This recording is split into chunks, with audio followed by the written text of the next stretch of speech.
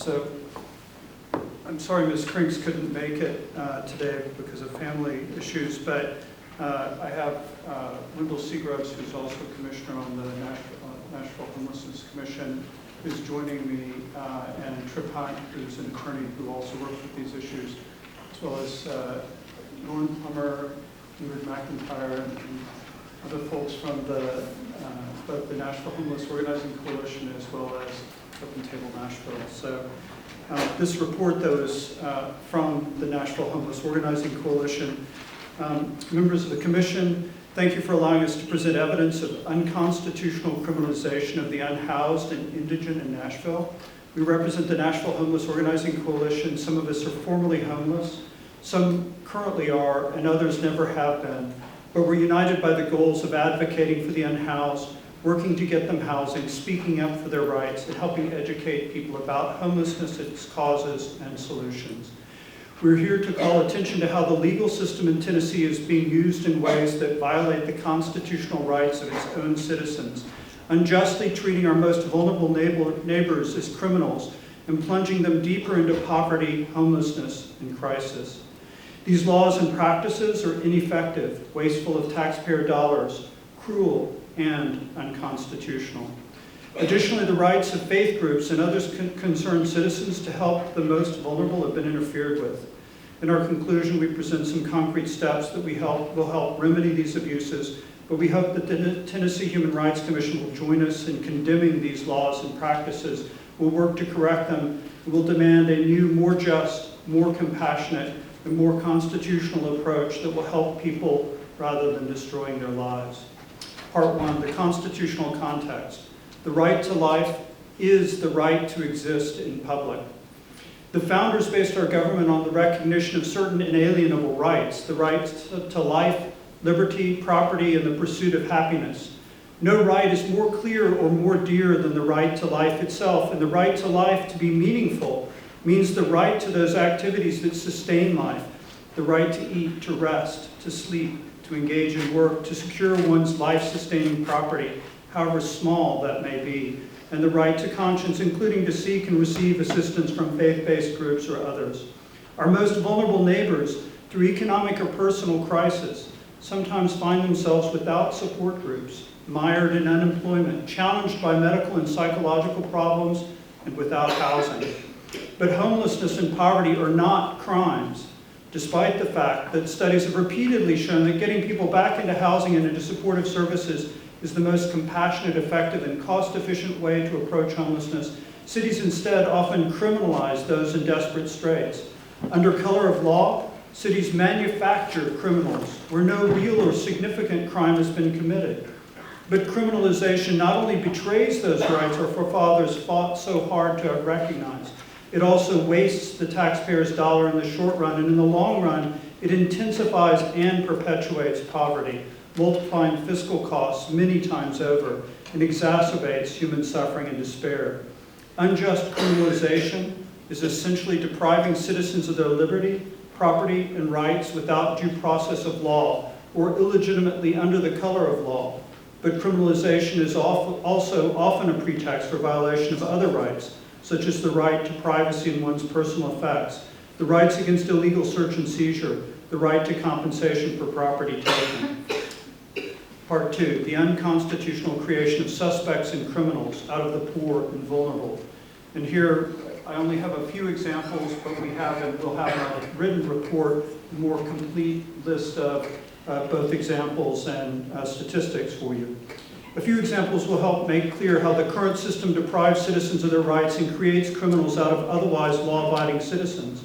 For example, Michael was sitting next to a bench in downtown Nashville speaking with a friend. All the other spots on the bench were full when he was arrested for, quote, obstructing a passageway, end quote.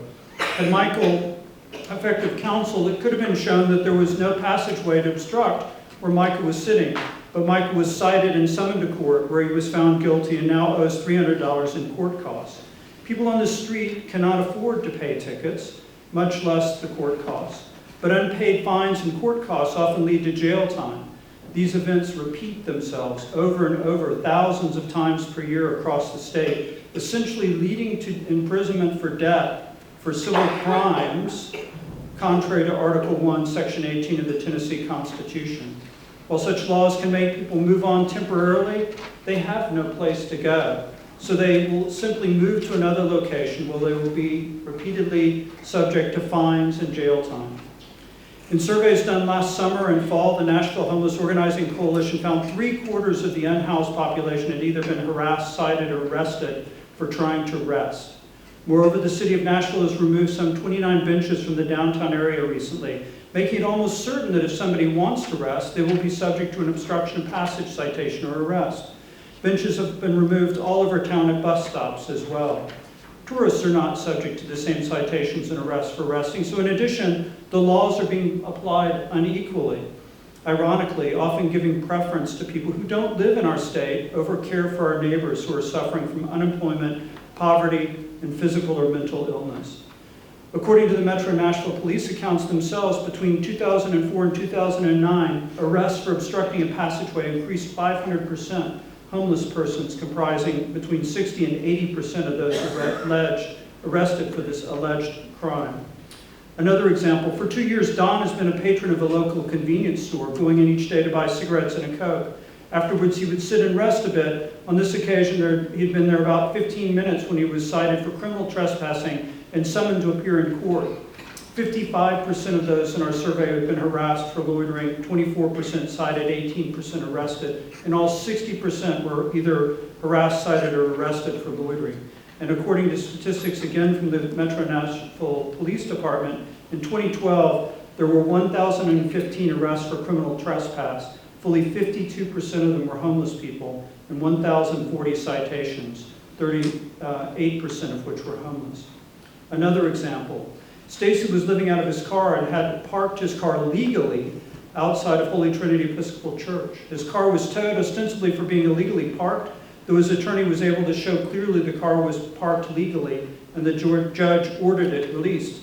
But even before the case came before the judge, the police sold the vehicle. It was stripped, destroyed, along with it all of Stacy's property, including his wedding ring.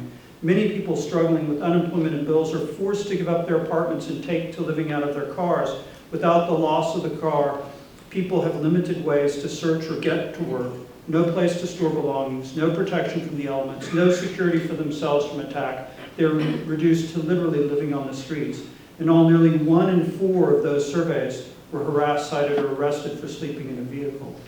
David, Carl, and Steve, not their real names, have been living in a camp on the Cumberland. One is a veteran. All 3 have been homeless for some time. Their camp is well organized. The men pride themselves on keeping a clean camp, cleaning up garbage others left in the area. Their camp features an American flag and homemade crosses made from tree branches or found wood. Advocates are working to get them all into housing, but despite the camp being out of the way, police have cited one and are threatening to arrest them all for trespassing and are threatening to destroy the camp. They will not be able to afford the citation and court costs if arrested.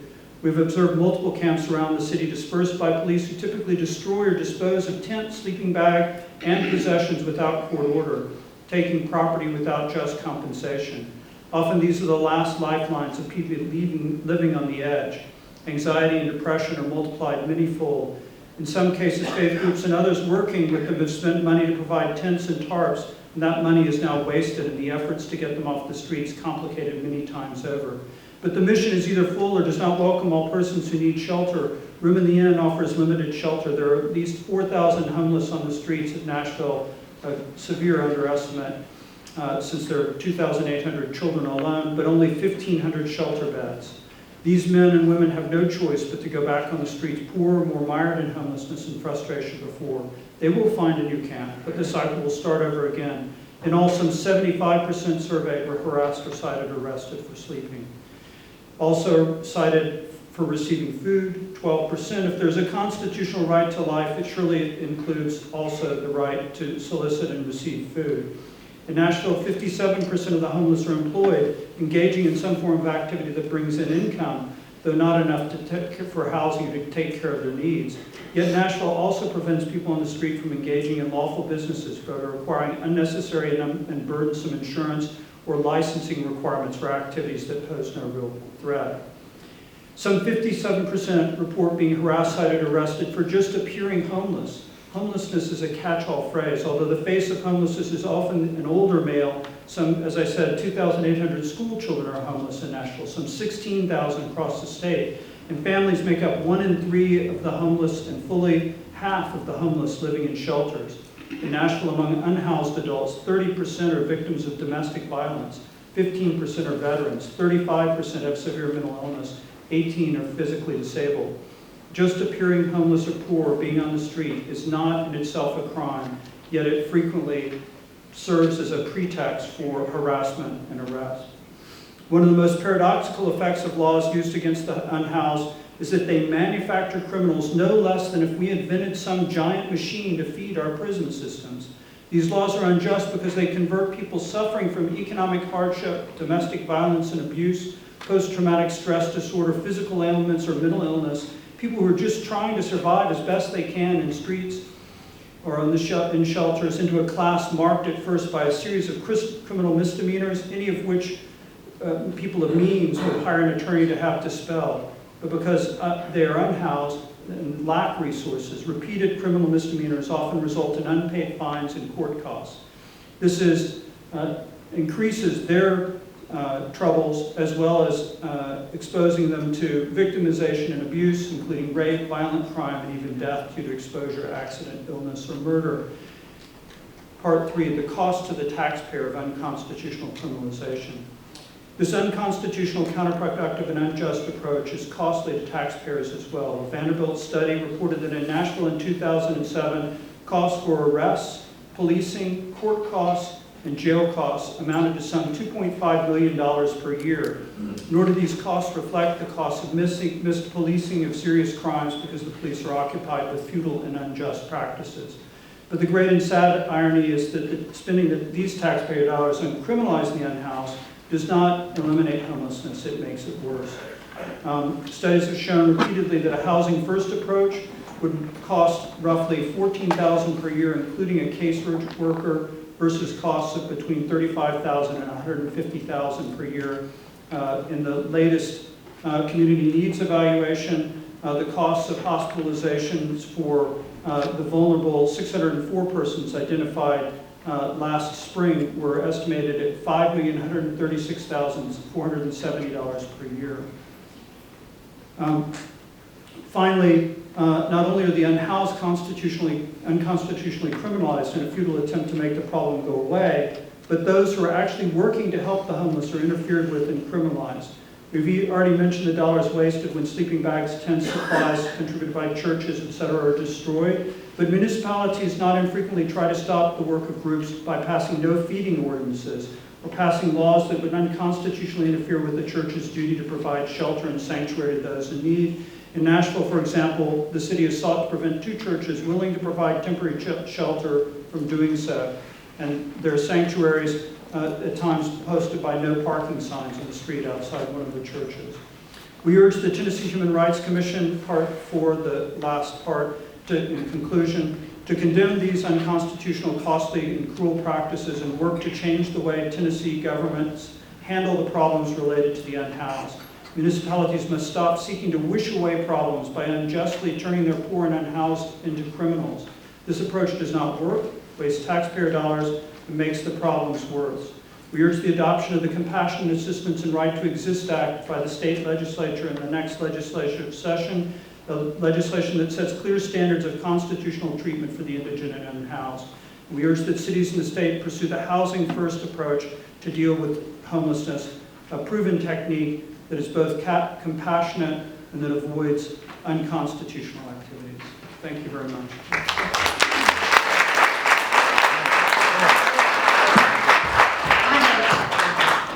I have just gotten today Pat Morgan's book, Time to Feel.